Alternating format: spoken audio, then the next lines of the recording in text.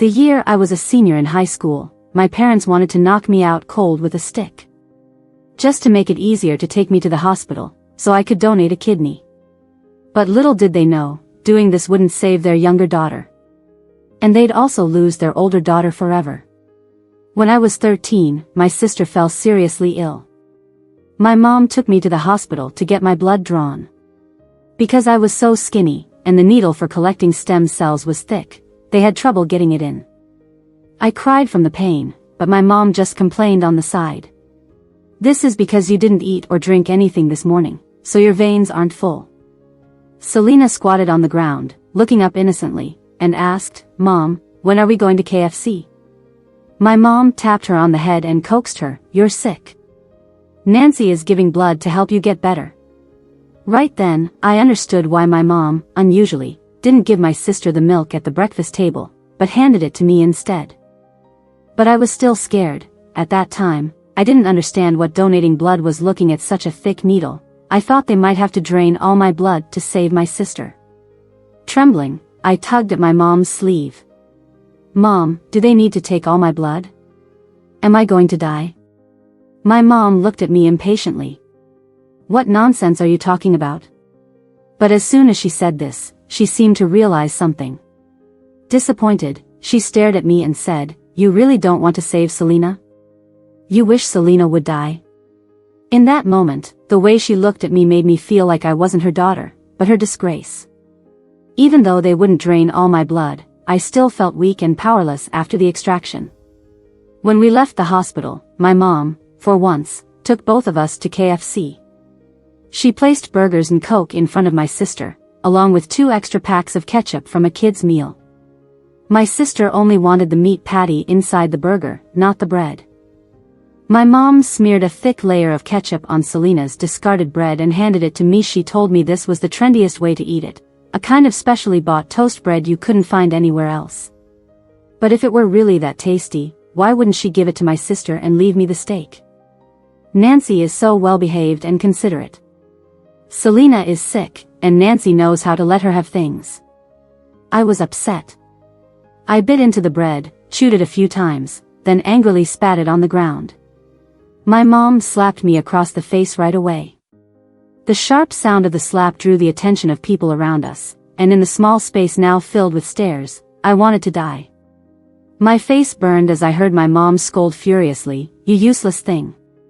I spend my hard-earned money for you to waste it like this?" At 13, I was already sensitive and fragile. I tried hard not to cry, but the tears wouldn't stop falling. "You have the nerve to cry. You've embarrassed me completely." Selena looked at me with wide, curious eyes and kept chewing on that one piece of steak. Looking at her moving mouth, I suddenly wanted to pull the meat out of it.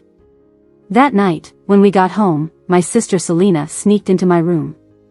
Her small hands cupped my face and she quietly asked, "Does it hurt? Next time Mom buys KFC, I'll give you the steak, I'll eat the bread." I slapped her hand away and angrily scolded, "Who wants your KFC? Not even a dog would eat it." I got up and chased her back to her room, but in the hallway, I overheard my mom and dad talking. "She's so heartless. She won't even save her sister's life. When we're old, will she care if we live or die?" My dad, smoking, sighed. "I've said it before, we shouldn't have had that second kid. Back then, you had such a good job opportunity at the factory, and it all got delayed." My mom suddenly choked up and then started crying. She said she felt like a complete failure. That's when I felt really indignant. I wanted to rush out and question them. If having me was such a failure, such a disgrace, why did you have me? Why didn't you ask my opinion before you had me? I slammed my bedroom door loudly and then buried my head under the covers, trying to stifle my sobs. I wanted them to know I heard every word they said. I couldn't understand the pain of their regret, but becoming their child wasn't my choice either. Still, I hoped. I hoped that after discovering my anger and resentment, they would take it seriously and change. Even just saying, "Mom misunderstood you today," would make me willing to forgive them for their hardship and difficulties. But my door was soon kicked open. It was always like this. They never knocked or asked before coming into my room. If you talk to them about privacy, they would say, you eat what we provide, drink what we provide, and we gave birth to you. What privacy could you possibly need? My dad stormed in, grabbed me out from under my covers. Nancy, do you have a problem? I looked at him coldly, calmly answering, I have no problem. My dad was clearly hurt by the arrogance and coldness in my eyes. He grabbed my hair and started banging my head against the wall. I provide you food, I provide you drink, and you dare have a problem. You dare have a problem. I got scared. My facade broke down because of the huge fear. My temple throbbed with pain, and the sudden blow made me dizzy. But I still bit my lip, refusing to give in. If you have the guts, just kill me. Kill me and no one can give blood to my sister. She'll die too. As soon as I said this, before my dad could react, my mom rushed over and slapped me twice. Those 2 slaps hurt me more and made me feel more hopeless than the hit I took during the day. How could you be so wicked? You wish the whole family dead, don't you? It's my fault, giving birth to such an ungrateful child. Still not satisfied, my mom grabbed my hair and dragged me towards the door. If you hate us this much, then get out. I'll act like I never gave birth to you, and we owe each other nothing. I clung desperately to the door handle, my body curled up like a shrimp. My dad pried my fingers one by one. I got so scared that I broke down crying. I knelt down and begged them not to throw me out, at least not now. The hallway in our building had no lights, and if I were kicked out now, I'd have to cross those long, dark stairs on my own. Once, when I was little and before my sister was born, they accidentally locked me in the storage room. That dark, damp, decomposing smell has been etched into my mind ever since. From then on, I've been afraid of closed, dark spaces. Still not satisfied by my pleading, my mom switched to pulling my clothes and pinching my arms. Life's hardships had turned her into a madwoman. It wasn't until my sister ran out of her room, bouncing in front of our parents with that innocent and light-hearted voice, saying, Mom, don't hit Nancy. Selena is scared of needles. Selena doesn't want her shots. My mom seemed out of it, stunned, and only then did she stop, squatting to the floor to hug Selena, crying bitterly. Selena always thinks of you. You blame us for being partial. Have you considered why? My dad fiercely smacked the back of my head and threatened, Nancy, if I catch you having those thoughts again, I won't hold back. What did I do wrong? I kept thinking and thinking, but I just couldn't understand. Watching the 3 of them hugging, it felt like they were the real family, and I was just the extra, an outsider. A few days later, I found a new pair of shoes in my room. They were red, with a small heel making a click-clack sound when walking, a type popular among the girls at my school. Wendy in my class wore these every day, her preppy dress giving her an air of arrogance. I tried them on, but they were way too big and flew off my feet when I kicked. As I walked out of my room, my mom noticed I wasn't wearing them. With a sarcastic tone, she said, You have quite an attitude. I wonder who you got that peculiar nature from. I ignored her and sat down to eat breakfast. A bottle of milk was placed there. You're not going to school today. I called the school and excused you. We're going to the hospital soon. You have to drink that milk. The doctor said you must have breakfast. How ironic, how laughable. Only on the days when I had to donate blood to my sister could I have a bottle of milk. That pair of shoes was supposed to be their way of making up for their mistakes. I didn't buy it. A mother who doesn't even know her daughter's shoe size, how much love could those shoes really hold? All they cared about was that this blood cow didn't rebel, that I wouldn't disrupt my sister's treatment, so they threw me just enough scraps to keep me in line after the blood donation. I felt dizzy at school and kept dozing off in class. The teacher called me to her office and sternly asked, Nancy, do you even want to get into high school? I kept my head down in silence. You have a good foundation, but your grades have been slipping. At this rate, I'm afraid you won't get into the best high schools. You have a younger sister, right? I saw your mom the other day, asking me to pull some strings to get Selena into the best class in the future. Selena was only in the 3rd grade, and my mom was already planning her academic future while ignoring my upcoming exams. Before the teacher finished, I interrupted, "Teacher, I'll definitely work hard to get into that high school." She nodded in satisfaction and signaled me to return to class. As soon as I sat down to analyze my grades, Mike approached me. "Nancy, without you competing for first place, studying has been so boring. If it's boring, you can stop. No one's forcing you." Mike, from a rich family on our small town, had both the best grades and the worst personality in class. His arrogance was just as infamous.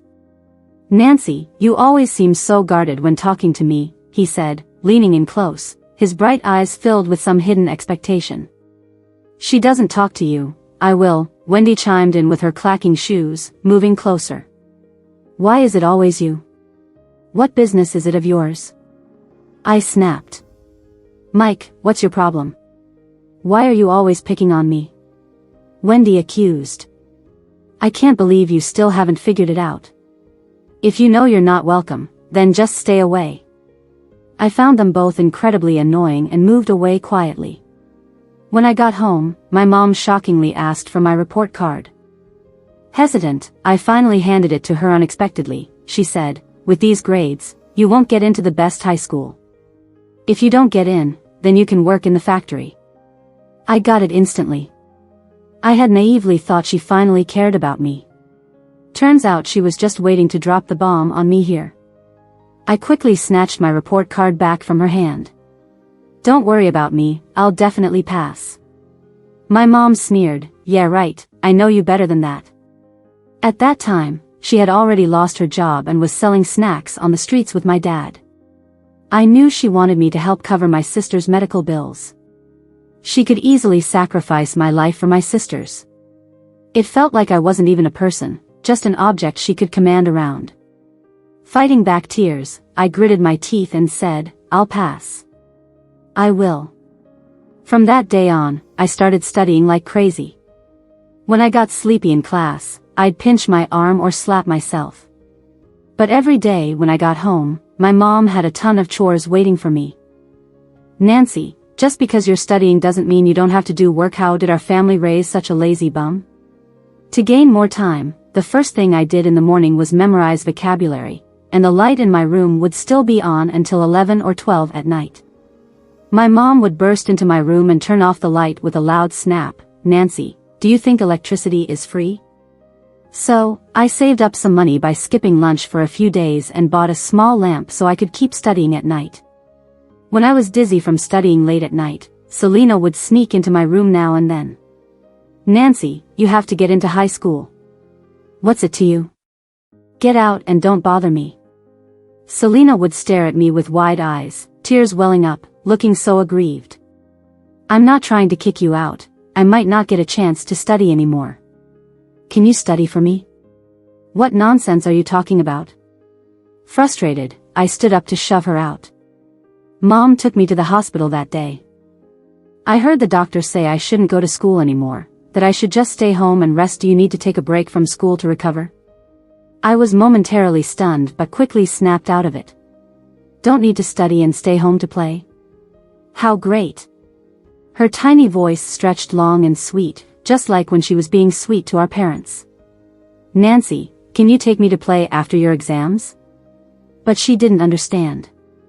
I hated this part of her the most, so naive and clueless, so impossibly annoying. "I don't have time, go by yourself." "Selena, do you even know how annoying you are? You're like a piece of gum stuck to my shoe. If you bother me again, I'll slap you." I mimicked how Mike talked to Wendy, using the same words on Selena, threatening her with gritted teeth. She deflated instantly, wrinkling her nose, her face drooping. After a while, she cautiously tested, "Nancy, please don't be mad.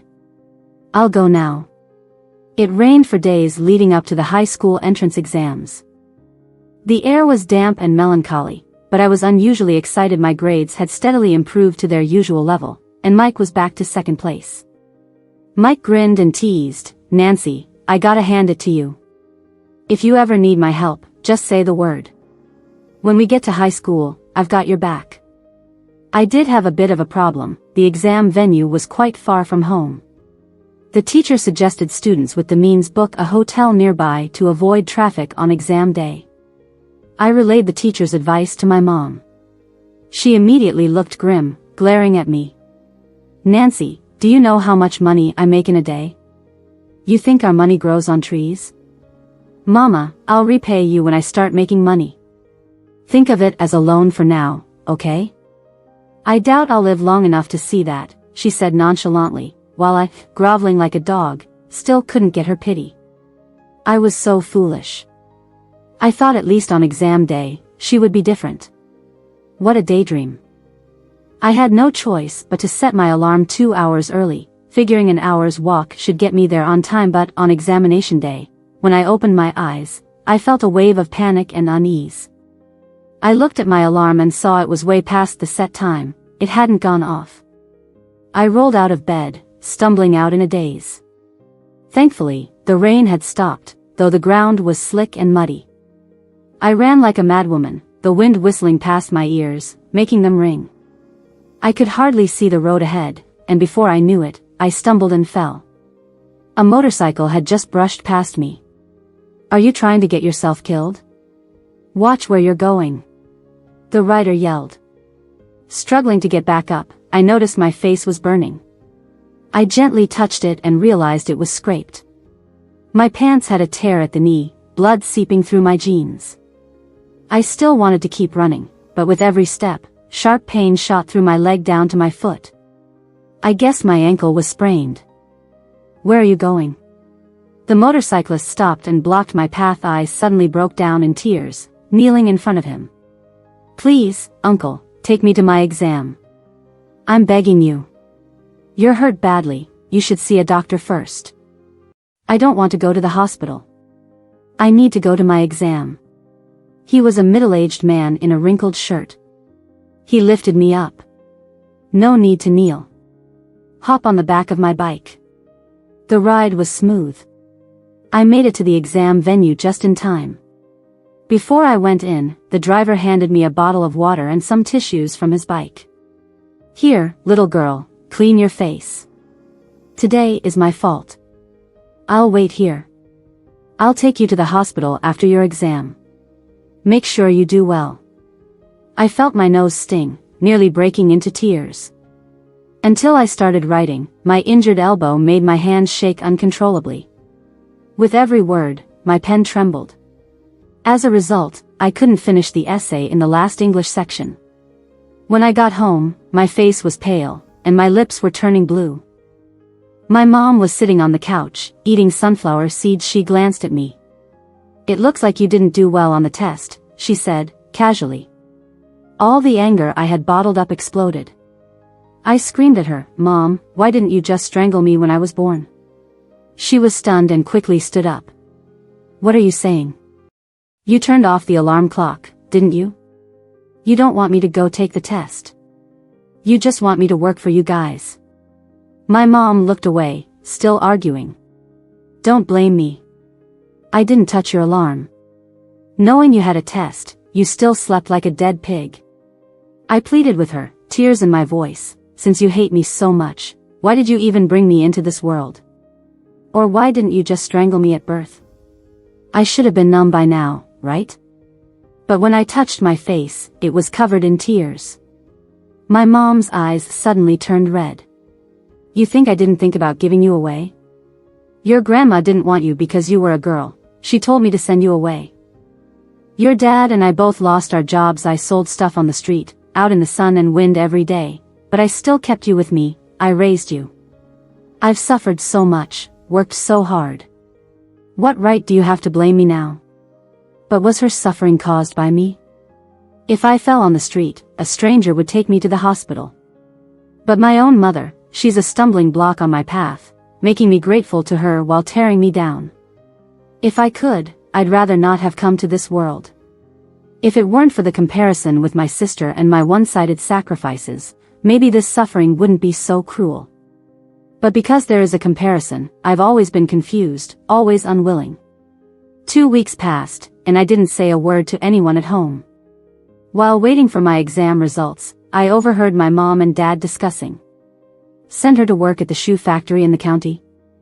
It's close, and she can come back easily.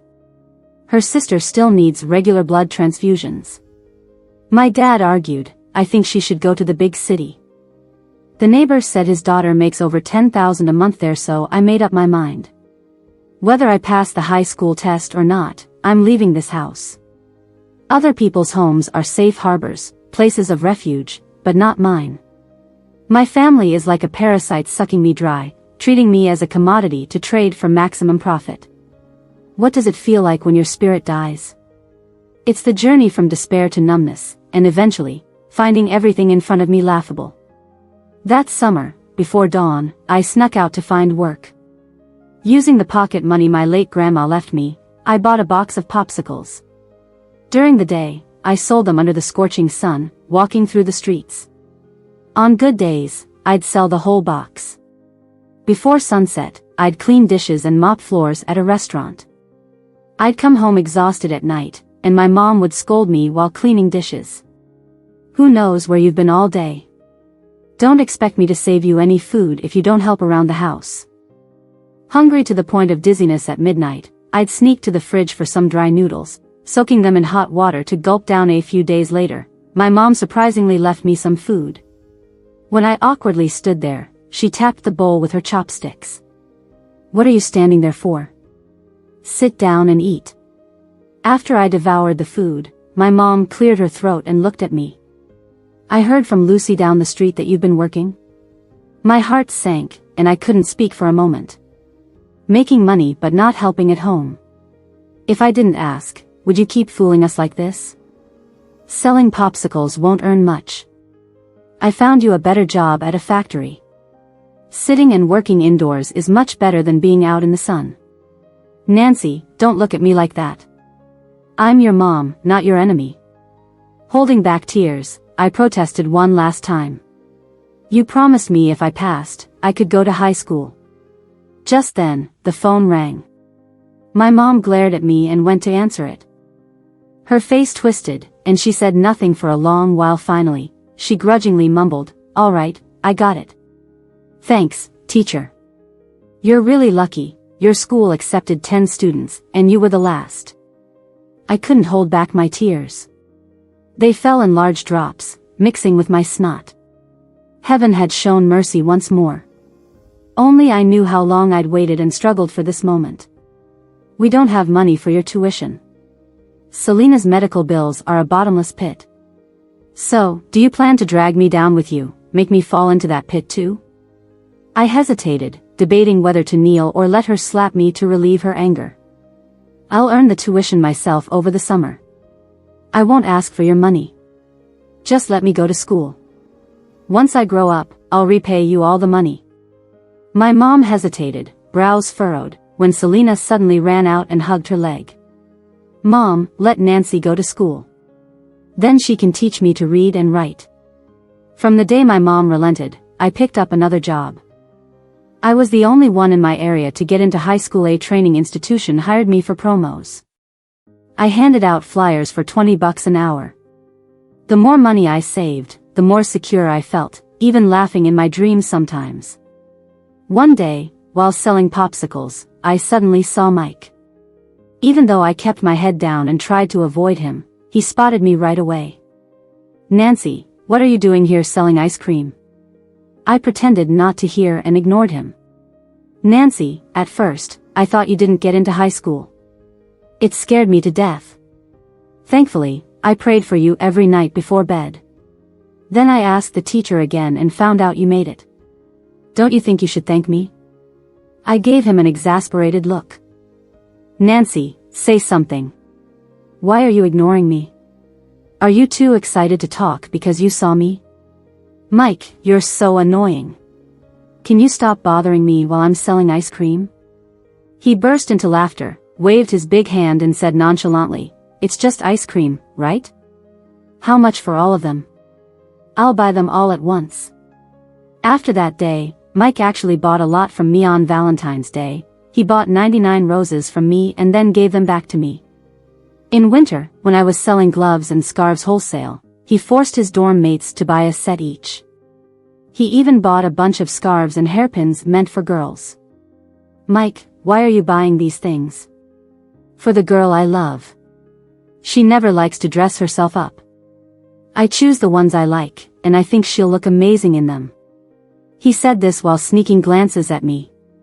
He thought his words would make me blush, but I didn't fall for it. However, when he gave me a notebook filled with crucial high school notes, I admit, I was a bit touched. Nancy, our teacher hits the nail on the head when explaining if you take notes from mine, you won't have any problems with exams. Even though I got into the best high school, my performance was still below par, and I wasn't in the top class. The school always gives the best resources to the top class. They advance at lightning speed.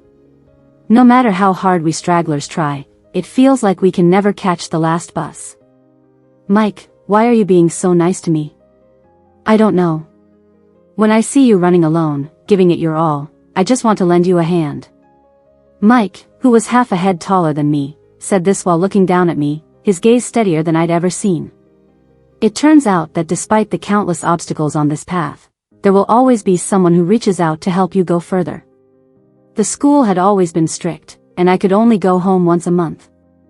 At the beginning of the school year, my entrance exam scores were in the middle lower bracket of my class. A few months later, I was able to squeeze into the top 10. Owe much of this to Mike's notes. Surprisingly, Wendy, too, got into the same level of class as me, making us classmates once again. Wendy kept showing up around me, casually mentioning Mike.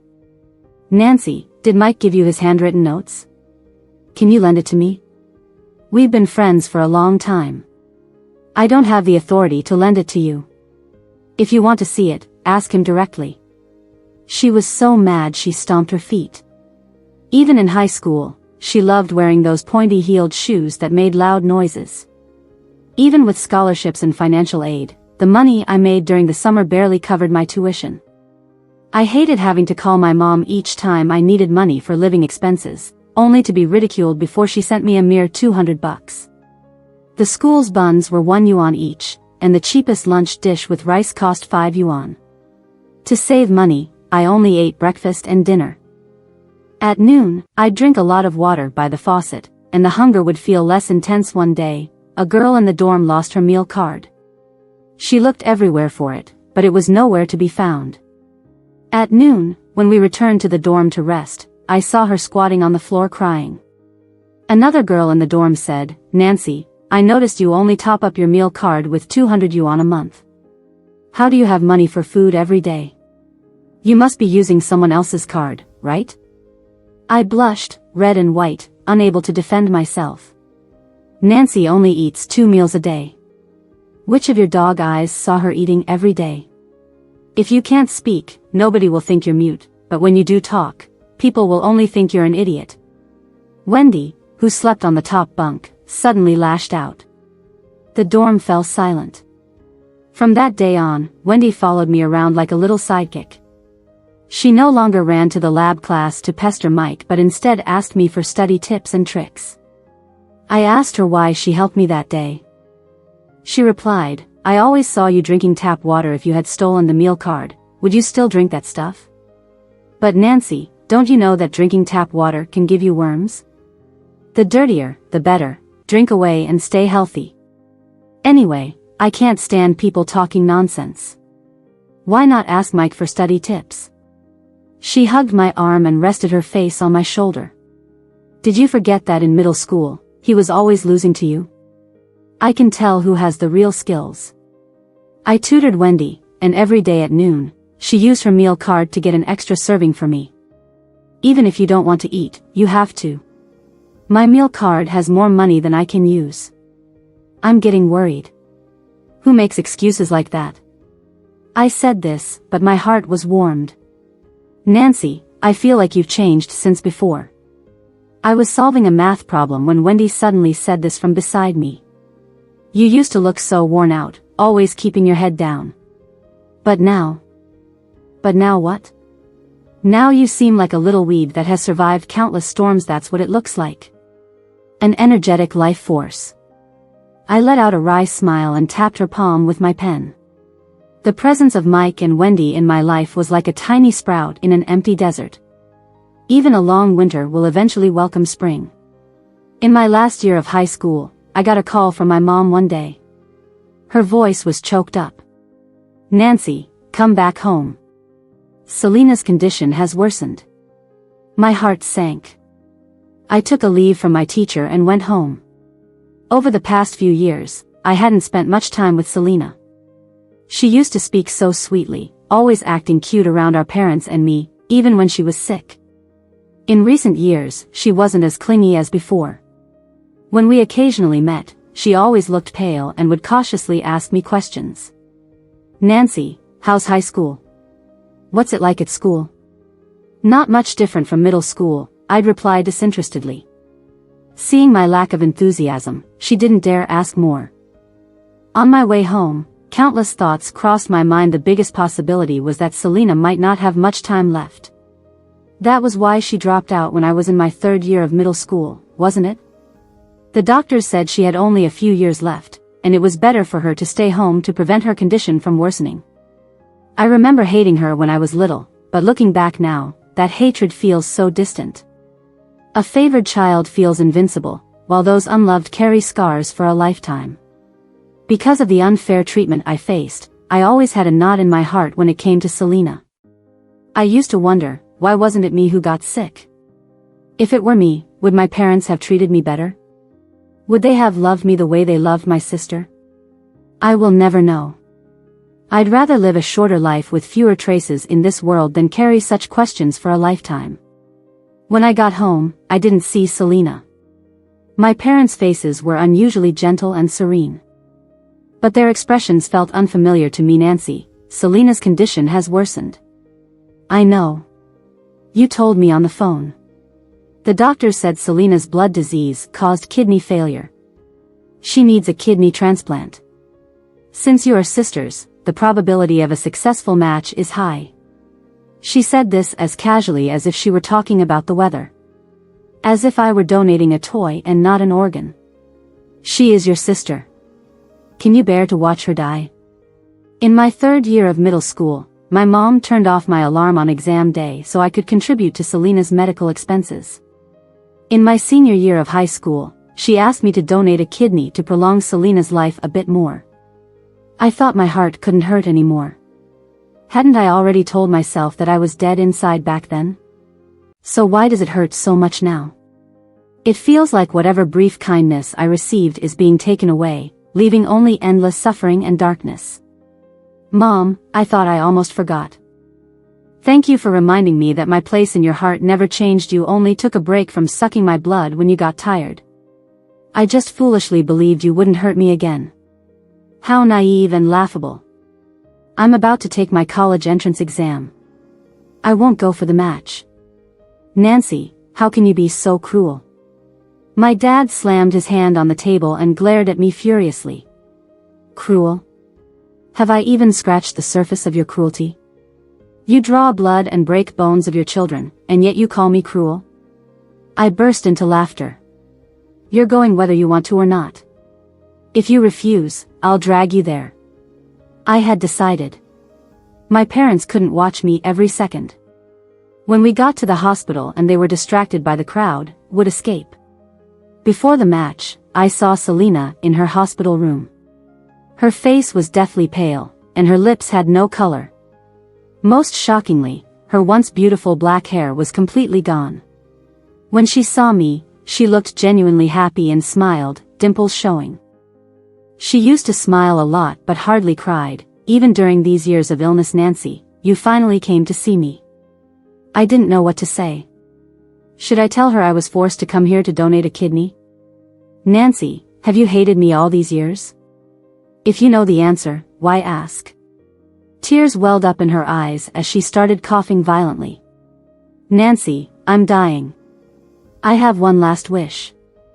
I thought she'd say she hoped I wouldn't hate her. Instead, she said, I hope you don't donate a kidney to me. I want Nancy to leave here and live her own life.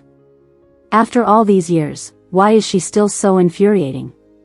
I covered my face and wept. Just one sentence from her burned away all the years I spent holding back. Even though she was just a child, she sat up like an adult and patted my head. I know I've made you feel wronged. Please don't hate me. I'll watch over you from heaven, wishing you a safe and happy life. Run, Nancy, run now or it will be too late. I told myself that in my heart, but I couldn't move. My feet felt like they were filled with lead. Suddenly, Mike appeared. He grabbed me. Nancy, come with me. I'll protect you. He pulled me, and we ran as if our lives depended on it, away from the hospital. We had no idea how long we ran before we finally stopped. How could you just let them control you? Why are you so stupid? If I hadn't found out what was happening and taken time off to get you, you'd be losing a kidney to your parents right now. Then what do you want me to do? What do you want me to do? I went crazy, hitting him, kicking him, biting him. I kept crying and screaming until I was completely exhausted. Finally, I collapsed in his arms. He held me, patting the back of my head gently. In a daze, I heard him softly comforting me. It's okay, Nancy, I'll protect you from now on. Don't be scared. Mike took me back to school. Surprisingly, my parents didn't come to school looking for me again. There were only a few months left before the college entrance exams. Because of this incident, my mindset was heavily affected. My rank in class dropped from the top 5 to the 20th. Whenever he had time, Mike would grab me for extra tutoring. I'd mock him. Did you forget you were always in second place back then? He cleared his throat and formally said to me, Nancy, let's apply to the best university together. After we graduate, let's stay there together. Consider the tuition as a loan from me. Pay me back with your whole life. I froze, unsure what he meant by that. He scratched his head shyly. I guess my confession isn't very formal, but Nancy, I am seriously in love with you. We've known each other for 6 years, which may not seem long, but I promise to prove it with my lifetime. I couldn't believe Mike had liked me for so long. Mike, why do you like me? I'm just average looking, I have a messed up family, and I'm not smart or brave enough. I don't know, maybe it's because whenever I think about the person I want to spend my life with, you're the one I see. I placed my hand in his palm, feeling a sudden surge of resolve. During those last few months, I returned to my old self, letting my studies consume all my time. I was afraid to stop and think, even dreaming about math problems. The memory of the college entrance exams was just endless heat and humidity, with cicadas outside never stopping their high-pitched noise, making my head buzz. After the exams, I called home. When the call connected, I couldn't speak for a long while. My mom seemed to sense it was me and asked softly, "Is it Nancy?" "Mom. This is the last time I'll call you Mom. I'm never coming back." I heard her stifled sobs on the other end, but I didn't want to listen. "Why do you hate me so much after all these years?" I didn't respond and quickly hung up. Right after the exams, Mike kept asking how I did. I hugged him tightly. He was so startled he kept trembling. "Mike, thank you, will definitely have a bigger life ahead." When the scores came out, Mike was elated. I could apply to the same university he did. For 3 years, he had always been pushing me forward, but this time he was just a bit behind, by 2 points. I couldn't help but tease him. Mike's eyes sparkled as he playfully nudged my head. "Nancy, I feel so happy now. I can finally pull you out of this mess." "But Mike, I'm really sorry. I lied to you. On the day of choosing colleges, I didn't pick the same school as him. I chose a different city. For 3 years, every holiday, I did part-time jobs or small businesses, saving enough for part of my tuition. In college, I applied for student loans and a full scholarship. I craved money more than ever, and with my degree, it was easier to earn. I tutored high schoolers, worked all year round, making money far more easily than before. I blocked Mike's contact, and Wendy told me he had gone crazy looking for me.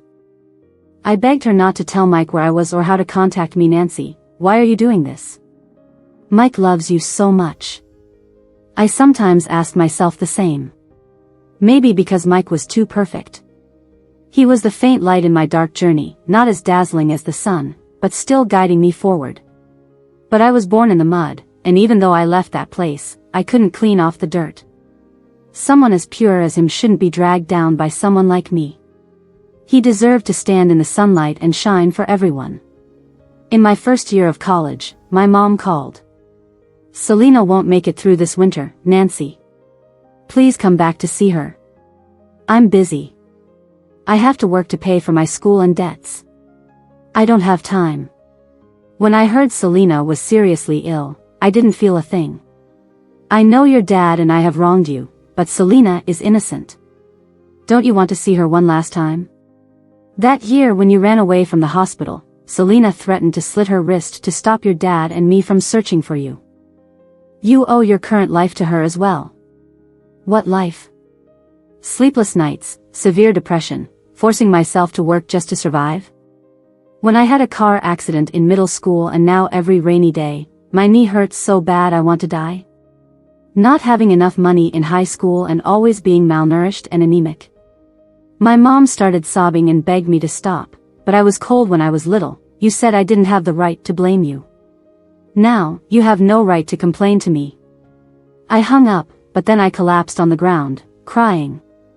After that, she often sent me long messages, which all went into the trash after I blocked her. A few days later, Wendy called. She got into the best local university. Her scores were good enough to leave the state, but she told me she couldn't bear to leave. "Nancy, before Selena left, I went to see her at the hospital. My throat was so tight I couldn't say a word. I told her how you were doing, and she seemed happy. She said her sister was living the life she always dreamed of, and it made her feel life was worth it. I just cried. I still didn't know what to say. Wendy kept consoling me. "This isn't your fault, Nancy. Don't feel guilty. I've been telling myself that all these years too. Sometimes I think, God's really fair. Selena lived the life I always wanted in the first half of my life, and I lived out her dreams in the second half of mine." But then Wendy hesitated. I suddenly felt uneasy. "Mike's been asking about you," she said. I caved in and told him you moved to another city. Mike eventually found me. After Wendy mentioned it, I had a feeling I might run into him someday. What I didn't expect was to see him at my internship company. Our team leader was introducing the new interns. A young guy in a suit and tie walked in first. I glanced up casually and did a double take. Mike stood there, not showing any expression while he spoke. The last thing he said was, "I had big plans in my college town, but I came here for someone." When he said that, my face turned as red as a cooked lobster. My ears burned. Everyone around us started teasing. The team leader gave him a pat on the shoulder. After work, before I could leave my desk, Mike blocked my way. "Running again? Where to this time?" "I'm not running. Nancy, you got a cold heart, you know that? Made me search for you all this time." I stood up and looked him dead in the eye. "But you found me, didn't you?" He ruffled my hair. "This is called you run, I chase. There's no escape for you." I almost laughed. Though Mike and I interned at the same company, after graduation, I stayed while he chose to start his own business. "If you need my help, I could quit," I offered, wanting to repay him for helping me in senior year. "The risk is too high now, and I don't want you to suffer with me," Mike said, and he meant it. When his company started, he was as busy as a spinning top. Once, his company hit a financial snag. He lost 10 pounds from the stress. I transferred 100,000 yuan to his account, but he immediately sent it back. "Think of it as a loan. Just use it for now." He shook his head, eyebrows furrowed. "If the company fails, I can't let your money go to waste." Thankfully, he pulled through that rough patch. After struggling in Shanghai for 2 years, Mike and I finally found our footing. Then, I got news from home. My dad had an accident while selling pancakes. He was running from the police, didn't see a car, and it hit him. His legs might be done for. My mom couldn't reach me by phone. For years, I just sent her a small amount of money each month. Just a few hundred yuan, to repay her for the past. It was Wendy who told me about Dad's accident. I lost sleep for several nights. Finally, Mike said, "Nancy, go back. Not for them, but for yourself. Ignoring a wound doesn't heal it. No, it leaves an ugly scar. Do you have to rip the scar open and medicate it to really heal?" I wasn't sure. I went home, with Mike by my side. The hospital was the same, but I almost didn't recognize my parents. The illness had aged them quickly. My mom, whose face once showed bitterness and spite, now seemed more peaceful. My dad's hair was mostly white as he lay unconscious, tubes everywhere. My mom shed a few tears when she saw me. Crocodile tears, maybe. Who knows? Nancy, when Selena died, you weren't home. The house felt so empty. I aged overnight that year. When you get older, you regret a lot of things. If you came back just to say this, I'll leave right now. I stood up, and Mom panicked, reaching out to stop me. Her hands were like dried, yellowed twigs, lifeless. I'll kneel and beg your forgiveness for my past mistakes. Still as unreasonable as ever. My face twisted with disgust as I avoided her. Think of Selena and forgive us, please. She pleaded. I snapped, shut up. Selena didn't survive that winter because of you. Your endless cruelty tore this family apart. You destroyed the daughter you loved most. I'll never forgive you, not ever. Mom looked shocked, her eyes losing the last bit of life. She sank to the floor, motionless. After stepping out of the hospital room, I walked past the maternity ward. Outside the delivery room, a husband and his daughter were anxiously waiting for the wife who was in labor inside. Suddenly, the door to the delivery room opened, and a young nurse came out to give them the good news. Congratulations, you've got another daughter. The man was overjoyed. The little girl tugged at his sleeve and asked, Daddy, will you still love me after my sister is born? The man picked up the little girl and kissed her chubby cheek. You and your sister are both my precious darlings. Daddy will always love you and won't love you any less because of your sister. I suddenly crouched down and began to sob uncontrollably. It felt like I had been waiting for those words for so many years. Mike was looking around the hospital, and he finally found me. He crouched down beside me and hugged me silently. 2 years after Mike and I got married, I got pregnant and gave birth to a daughter. Mike's mother came to help me during my postpartum period. She would take care of the baby and tell me, you need to rest well so it won't affect your next pregnancy. Before I could say anything, Mike, who had been silent all this time, suddenly spoke up, No, there won't be a second child. I just want to give all my love to this one child in this life. I smiled at him. Meeting him in this lifetime was truly a blessing.